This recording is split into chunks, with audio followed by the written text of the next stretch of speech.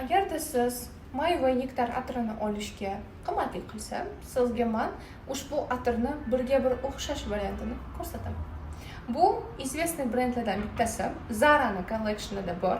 Ushbu Zara'ning collectionida Golden deb yozilgan, Golden Ruby deb yozilgan atirida birga bir xil mayva bilan birga bir chiqarilganini ko'rishingiz mumkin.